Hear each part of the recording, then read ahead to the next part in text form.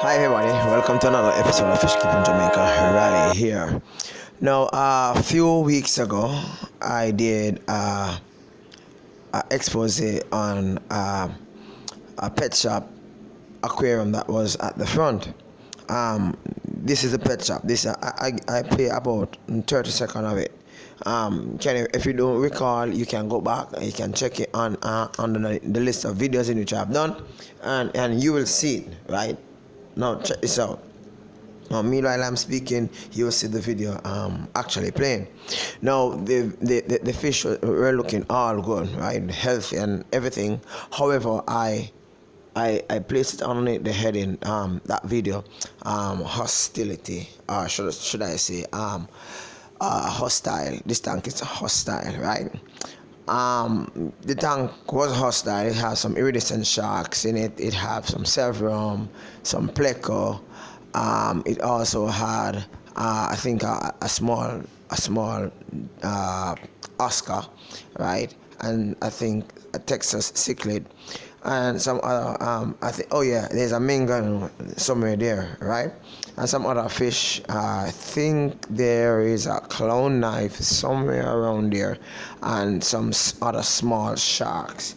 The iridescent sharks probably about a little bit under 1 foot, but they are very fat, right? Now look at this video clip in which I took today, going by the pet shop, checking out to, I visit about 3 different pet shops.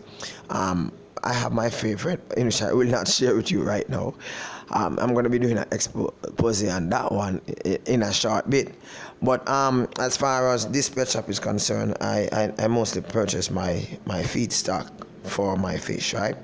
So visiting the pet shop, I realized that something was odd when I actually walked in the pet shop. The tank, which was usually busy with fish swimming up and down with probably a little lighting, and you hear the sound of water and all that. It was quiet, and it was like, like a crime scene, like yellow tape all around it, say caution, don't touch, or something like that, right? When I looked at it, I realized that the center of the tank was actually broken. When I inquired, I learned that the night before they left the tank, everything was okay, and the morning they came and they saw all the fish on the floor.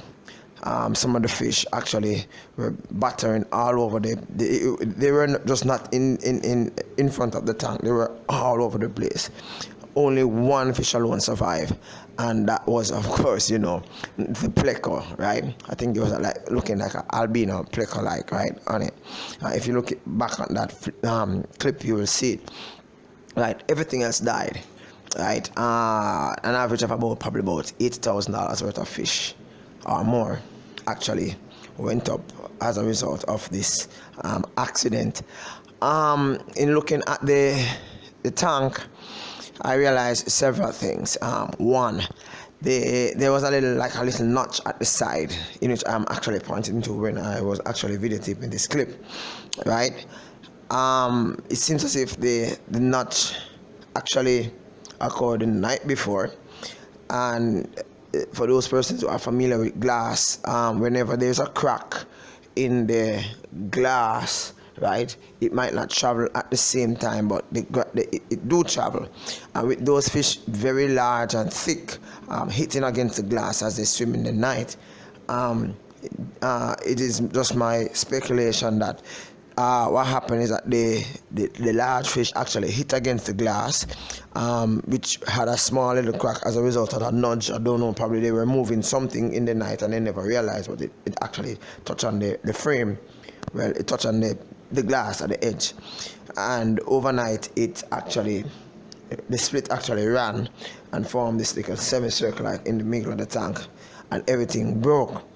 Okay, so that's practically the investigative work as to why the fish actually came out of the tank through the glass, or the glass actually broke, right? But in further investigation, you realize that the tank is very large, right?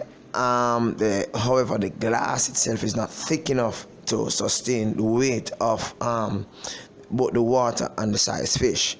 If you are planning to make a fish tank, it is best if you ask advice with regards to the thickness of the glass, right? Anything over, let's say anything over 4 foot, 5 foot, right? 4 foot, 5 foot in length, 1 foot in height, probably 2 foot in height. Anything over that, I would recommend something like a 1/4 inch thick glass, right?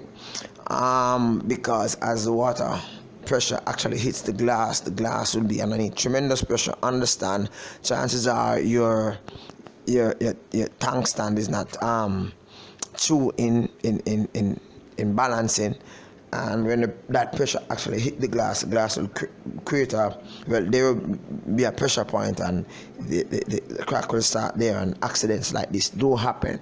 So the thickness of the glass is vital when actually putting up a tank like this, right? Another issue in which I realize, right, is that the tank is actually placed at the front, right? However, because it is at the front and the regularity of individuals passing to or from, it's just my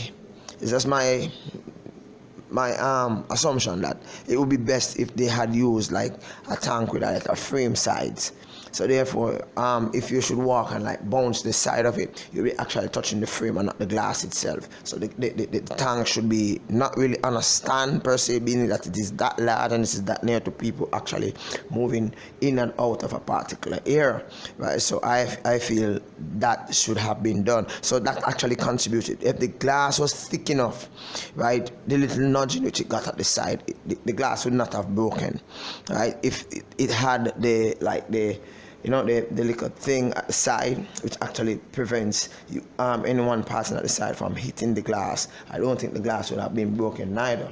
If the glass was thick, very thick, even if there was a nudge, it would just be a little nudge and the glass probably would shell off at the side. However, the fish in the night would not have hit the glass, and the glass would not actually the crack in the glass would not have run across the glass, and the fish would not have died. These are just some of the common mistakes that persons make, and to think of it that this was like a pet shop. However, many persons actually sell fish and sell things that goes with fish or pets, but they don't really understand the dynamics, or should I say the science of it all. But it's a very good pet shop. I like it. They have more array of fish than many other pet stores in which I have become familiar with. Well, that is it for Fish Keeping Jamaica. I hope that this video actually pulls your attention to the importance of ensuring that the glass for your fish tank is the right thickness, and that you actually safeguard against such accidents which I've actually just shown you. Bye bye. Cool.